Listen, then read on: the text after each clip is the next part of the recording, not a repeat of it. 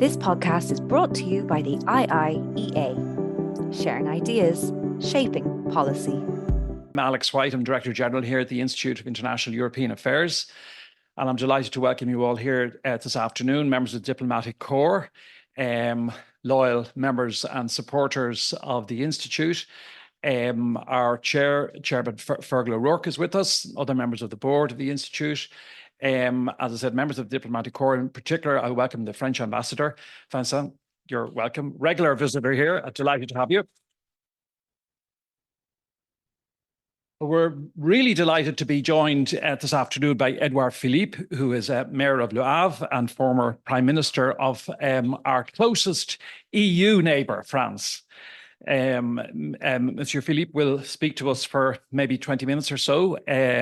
I'll leave that up to him. It's not rigid, which, you know, in or about that.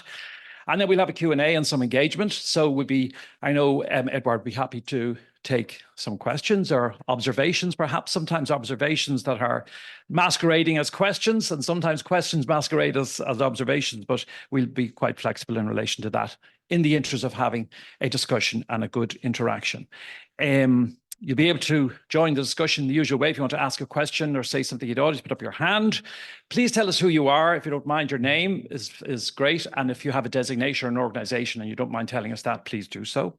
If you're watching us on Zoom or watching us through Zoom, you can use the Q&A function there. So more than welcome, looking at the camera, more than welcome if you're at home to use the Zoom to ask a question. And if something occurs to you in the course of the presentation or at any point, just put it into the Q&A, because there's no point in everybody all rushing together at the end.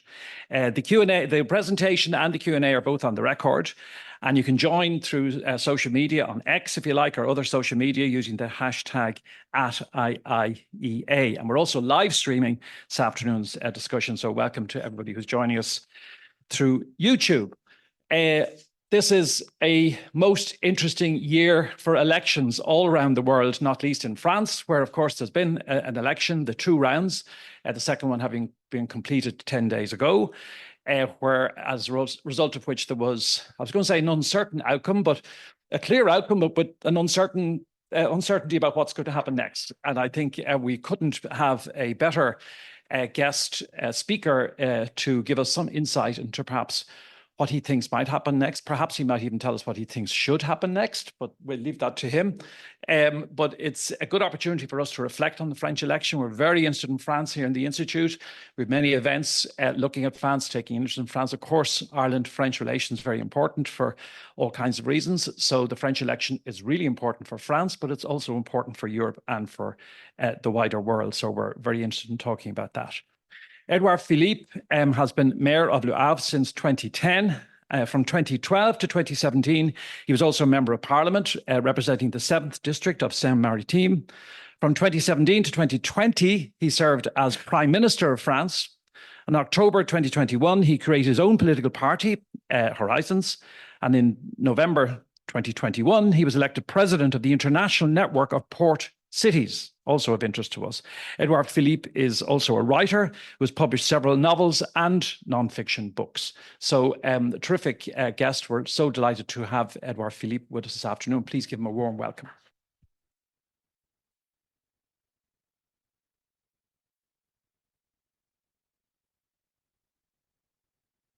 Hello, Monsieur Ambassador, everyone.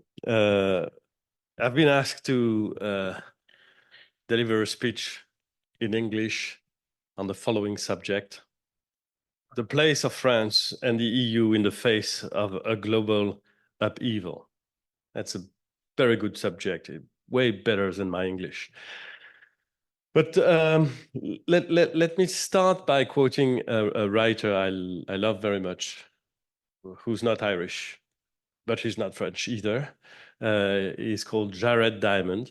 Maybe a lot of you know him, maybe you don't know him, but he's a very good writer. And he wrote several books, Collapse, wonderful books on environment and natural resources.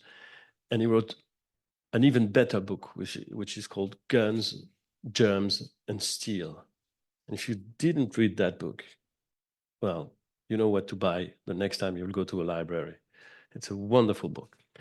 And he wrote another book. His last book is called Upheaval, which is a good thing, given the title of this conference, How Nations Cope with Crisis and Change. And in the introduction, he writes, and I quote, "It's neither possible nor desirable for individuals or nations to change completely and to discard everything of their former identities. The challenge for nations as for individuals in crisis is to figure out which parts of their identities are already functioning well and don't need changing, and which parts are no longer working and do need changing. This is what he calls selective change." Today, France and the European Union are facing a global upheaval. And so we should ask, what are our forces and what selective changes we should implement in order to improve the situation? To quote Churchill in one of his unmistakable expressions, never let a good crisis go to waste. And that's a good news because we have a lot of very good crises to deal with. Everyone knows here that a crisis is, as its Greek etymology indicates, a moment of truth, a turning point that represents both a challenge and an opportunity. That's a good reminder to look for the silver lining in times of upheaval and to look for opportunities where they may not have been before. Bearing in mind Jared Diamond's analysis through the prism of selective change, I would like to make a few comments on that subject and start by saying that we are living in a world which is changing at a tremendous rate, so fast and so intensely, I would say.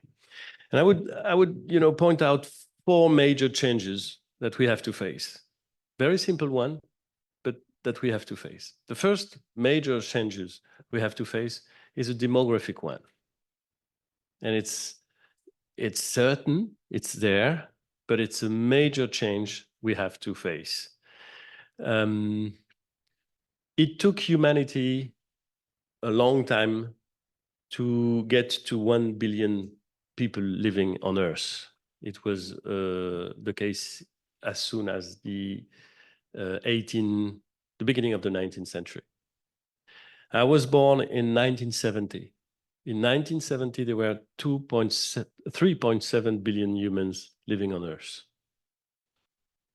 We are close to, 8 billion people living on Earth right now, and everything that we read say that at the end of the century will be more like 10 billion, even though it's not absolutely sure.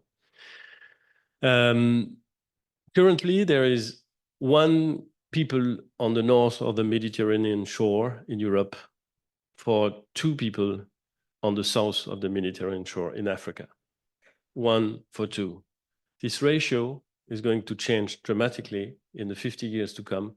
And we're going to be 1 people in the north of the Mediterranean shore against, or not against, 4 or 5 people on the south of the Mediterranean shore. So 1 for 5 in 30 or 40 years from now. And the 1 guy who will be up north will be old, whereas the 5 on the south will be young. Of course, it's a statistic. But that means we are living in a world that is already changing very, very, very fast. So demographic change are already changing our world. The second aspect of the change I wanted to speak about is technology.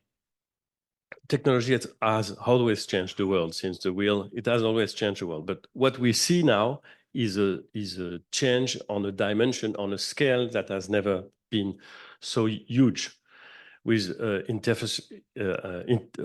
artificial intelligence. I'm sorry, if I were to speak French, I would be so much more intelligent. I mean, I would look so precise. It would be another story, but I will stick to English. Artificial intelligence is changing the world and will change the world in a way we don't imagine. Everything we know might be different. What is freedom? What is work? What is decision-making? We don't know what it is with artificial intelligence. We don't know how much it's going to change our way of living. We know that it's going to change, but we don't know how much it's going to change. Biotechnologies are literally changing the way we live and will change the way we live. So I don't want to get into specifics.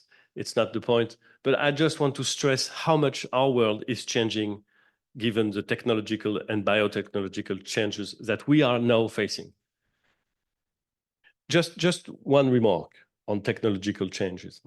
Because, you know, people say, well, l'intelligence artificielle, it's not that, you know, you shouldn't worry, and maybe we shouldn't worry. I don't know. But recently I spoke with a very, very huge guy on this technology, and he told me something which is very interesting. He told me the problem is not what we know we can do, or what we don't know, we still don't know we can do. The problem is what we know we will not be able to do. And for instance, he told me, we know that we are not certain to be able to construct an intelligence artificielle that cannot learn how to protect itself. Because IA works with humans and learn with humans. And if they learn with humans, at some point, they might learn how to protect themselves from humans. They know we designed intelligence artificielle able to cheat rules. We cannot be sure that we won't be able to produce an intelligence artificielle that is not able to protect itself. Can you imagine the scope of such a simple truth? I cannot. So technology is the second major factor which is changing our world. The third factor is, of course, environment, and I don't think it's very necessary to develop that idea, but truly, climate change is doing something to the Earth that we cannot écarter. Put aside, exactly. We cannot put aside that. And it's a major change. And of course, it creates new conditions on Earth. It creates new problems for humanity. It creates new tendencies all over the world. So environment is the third factor. The fourth factor would be China, I would say. I would propose to say that the fourth huge changing factor of the world is China. The incredible rise of China. You know that when the former comment il s'appelait l'ancien ministre des Affaires étrangères américain Kissinger. When Kissinger first went to China at the beginning of I think the first time he went to China was very, very early in the 70s. 72, yes. The first time he went there was 72. And he recently said that if in 72 someone had told him that China would live half the changes that China has known, he wouldn't have believed it. So the growth of China is incredible by human standards.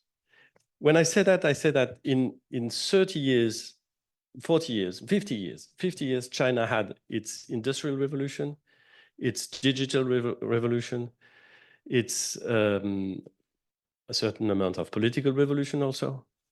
And just to get the figures right, remember that beginning in 2002, every 2 years, every 2 years, China creates more wealth than the whole GDP of India.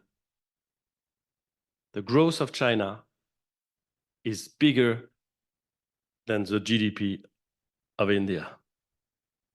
Remember that China used every 2 years from 2002 to today more concrete than the whole of the United States during all the 20th century. That's the kind of those are very simple figures and indications. But the growing power of China and the pace at which China has become the other superpower and wants to become the only superpower is something that in history of the world has not been seen. It has not been seen at such a rate and with such intensity. And it's changing the world. For the better, I'm not sure, or for the worse, it might be, but it's changing fundamentally the equilibrium of the world. So I don't want to be longer on those four factors, on those four changing, on those four evolutions. But I would say that in such a world, what is absolutely certain is that we're better off with Europe than without. And that we profoundly need Europe in such a world. We need Europe to hold our own standing against the American and Chinese blocs. And of course, I don't equate those two blocs. I mean, we have very good relationship with the United States. Obviously, Ireland has incredibly close relationship with the United States, but France has also very good relationship with the United States. It's one of the few countries in the world which we never went to war against, well, at war against. Well, we went at war. And of course, we have a shared, common, and cherished history. But and we don't have bad relation with China. Good relation with the US, not bad relation with China. But at the end of the day, China and the US have their own interests. It's quite normal. And they want to defend and affirm their own interests. If we want to stand firm against American power and against Chinese ambition, and if we want to be relevant in a world that is increasingly polarized and deregulated, we must be strong, united, influential, and cohesive. So we need Europe. And we need even strongly because, and I want to stress that, our vision of the world is challenged. If I may, I would say that for the last maybe 100 years or 70 years, our vision of the world has been standing on three pillars. The first pillars was that the idea that liberal democracy was the best way to ensure prosperity and stability. Of course, within Europe, there were political parties that would say liberal democracy is a myth, doesn't exist, it has to be fighted against. But at the end of the day, we were believing in Europe and in other parts of the world that liberal democracies were the best way to ensure the general prosperity and the political stability. This belief is challenged. It's very much challenged. It is challenged by authoritarian countries. It is challenged in the Gulf. It is challenged in Asia. It is challenged sometimes in South America, where leaders say, well, I'm sorry, but liberal democracy don't ensure the prosperity of everyone and don't ensure the political stability. President Xi would very easily pretend, and does pretend, that the Chinese authoritarianism is the best way to ensure the collective prosperity and the political stability, reducing civil liberties and individual liberties within the private household. So our way of seeing liberal democracy as the best way to ensure prosperity and political stability is challenged. The second pillar we were working on was multilateralism. The simple idea that, well, not that simple, but the idea that when we have to face a problem in the world, the best way would be to have a common rule and common instruments in order to make that rule prevail. That's the reason for the UN, that's the reason for the GATT, that's the reason for every kind of multilateral organizations. Those organizations and this idea of multilateralism is also very much fighted against right now. A lot of countries don't believe in it,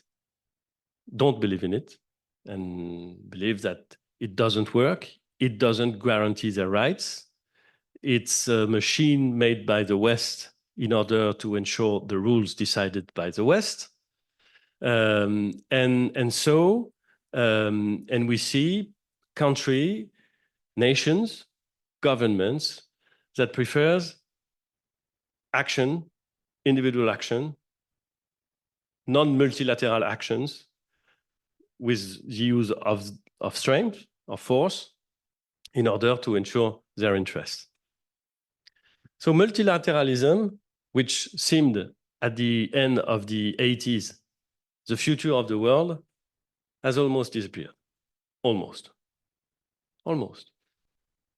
And the third vision, the third pillar of our vision of the world is that we in the West and we, European, have always thought that we were at the center of things. Our maps would design Europe as the center of things. We would, and even though after 45, we were not the superpower, there was an East against the West. Well, we were at the center. And the truth is, we are no longer at the center. Not at all. The world has changed because of China, because of Asia, because of a lot of factors, we are not at the center of things. We are increasingly getting put aside at the periphery of the world. It's not something we like to admit. And maybe we like to pretend that we are still, because of our culture, because of our prosperity, at the center of the world. But we are no longer. We are put aside by other superpowers at the edge of the world, at the periphery of the world. So the world is changing fast, and the three pillars of how we see the world are disappearing. One more reason to say that we need Europe in order to come back, or at least to stand surely in the world. We need Europe to be a force against China and America. We need Europe to counter the American Inflation Reduction Act. I would like to say a few words on that, because within the last 2 or 3 years, it's probably the decision taken by an ally which has harmed us the most and which has created the most important risk for the transatlantic relation, I think. The United States is a sovereign state, of course, and it does as it pleases. But the Inflation Reduction Act is undermining German chemistry, it's eroding the foundations of Europe's competitiveness, and it's hindering the European industrial revival. It is striking when you go to Germany, when you go to the Netherlands, when you go to the Republic Czech. It is striking to see how many European industrial companies are wondering whether they should go to the United States to invest, and they do. And so if we want to have an industrial base, if we want to defend our industrial base, and we need a strong industrial base, we need to find something in order to block or to counter this American move. Of course, I don't say that we have to be, I don't want to be an enemy of the United States, of course. I mean, I want to be an ally of the United States. I want the United States to be an ally of Europe. But what I'm seeing with the Inflation Reduction Act is something which puts in peril our industrial base and something we have to be able to counter or to attenuate, to alleviate. I'm under the impression that everyone speaks French here. Don't see why I should be the only one speaking English. We need Europe to manage the migration, to manage migration flows. The truth is there is no scenario where we can address migration issues without a powerful, coordinated, ambitious European policy. None. It doesn't exist. Even though some of the government in Europe pretend that Europe is a concern as far as migration are taken into account. Although some governments pretend that they can alone implement a very strong policy which could, alleviate the problems of migrations. The truth is there is absolutely no solution to that question without a coordinated, strong, and efficient European policy. We need it. And I'm saying that in Dublin, and Dublin is certainly not the part of Europe which is the most concerned by migrations issues. Even though I must say that since my arrival last Monday, I've been asked many questions on that issue. And I've seen that a lot of political elected officials were thinking about what it changes or what it should change in the policies, in the Irish policies. But anyway, we need that European might as long as we are facing those migrations. And of course, when I say that, I don't say that we don't want migrations. We need new students. We need new labor force. We need a world which is more open. So of course, I'm not against the principle of migrations, but I must stress that there is no solution for Europe if Europe cannot implement a policy that Europe decides and government decides when we are speaking about migrations. We cannot assist, we cannot look at migrations. We cannot just see the results of individual decisions. We cannot just look at the problems created by migrations. We have to implement a policy which allows us to choose who is able to come, who is not able to come. And we cannot do that unless we have a strong European policy, coordinated policy. And I must say that for the first time since very, very, very long time, I'm quite optimistic about that, because the migration plan that was adopted by the European Parliament a few months ago is probably the first time we are giving a chance to have the instruments and the human power and resources in order to implement a real migration policy. We need Europe to propose a credible model of decarbonized economic growth. Decarbonized growth, green industry, call it whatever you want to call it, but this idea that we need to make Europe a commercial and industrial power concerned with preserving the planet, concerned with moving towards rapid decarbonization. We are, in fact, probably the only vast, not nation, but group of nations in which this idea is so is put as such an important place in the public debate. Of course, in China, they are looking at this issue. Of course, in Japan, they are sensitive to this issue. Of course, in the United States, they don't say that there is no issue. But in the whole world, I don't see another continent that would be doing so much for decarbonization and that would be doing so much in order to create a green growth or an adaptation to the climate change. Once again, no single European state will be able to commit to it effectively by itself.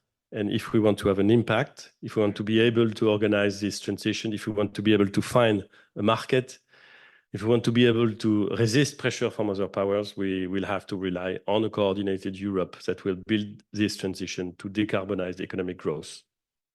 That is something we are doing, and we could do better still. And we need Europe for much more. We need Europe to fight hybrid threats with more tools than a purely military alliance, to show the way on regulation on internet big players and of the new digital battlefields.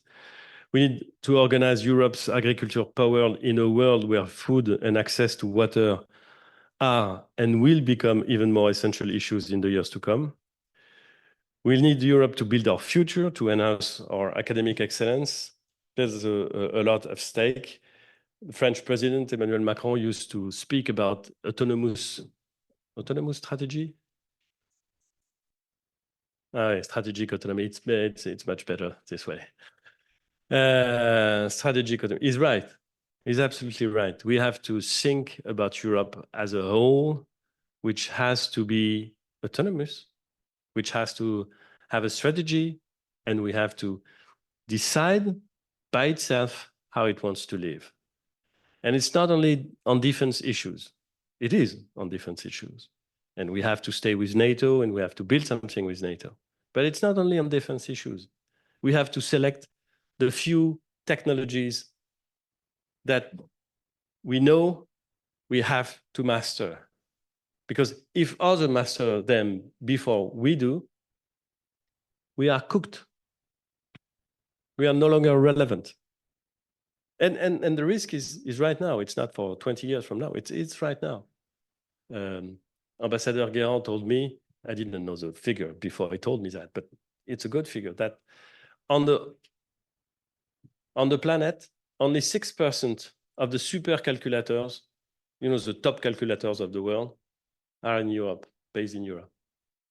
You don't want to compete with China and the US if you don't have the state-of-the-art technology. You know that it's going to be a mess if you don't. So on some subjects, maybe it's space, maybe it's AI, maybe it's, we have to organize our autonomy. We have to sync with this autonomy strategic. Okay? Next time I will do that in French. So as a French citizen, as a French politician, I'm of course determined to reinforce my country's role and influence on the international scene. But I know that willing to be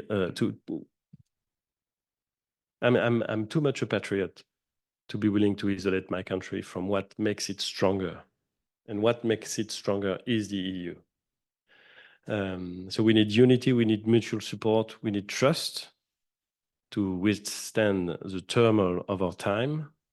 We need to be united in diversity, to quote the fine European motto. We need Europe, and I think we need more Europe. So that's what I wanted to say. Maybe not as clearly as I would have liked it. But after 2 days in Ireland, I'm losing my French and I'm not winning my English. So thank you very much. This podcast is brought to you by the IIEA, sharing ideas, shaping policy.